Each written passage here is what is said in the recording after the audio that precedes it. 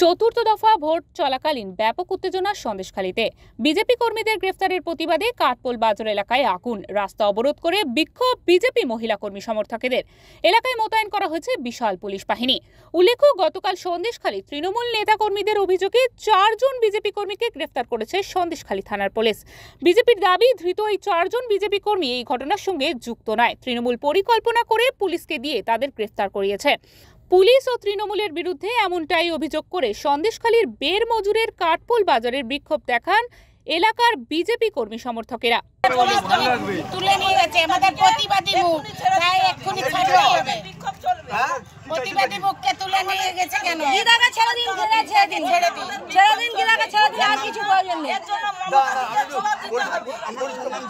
পরিষ্কার করে বলুন, একজন বলবেন, একজন আপনি বলবেন না।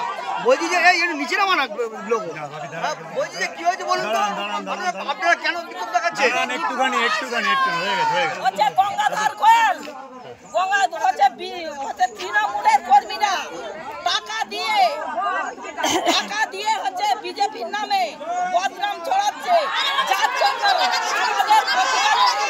আমাদের প্রতিবাদ। কেন আমাদের নামে মিথ্যা বদনাম দেবে, তার জন্য আমরা প্রতিবাদ করছি। তুলে নিয়ে গেছে গীতাকে এই মুহূর্তে এক্ষুনি ছেড়ে দিতে। কিসের অভিযোগে গীতাকে ধরেছে?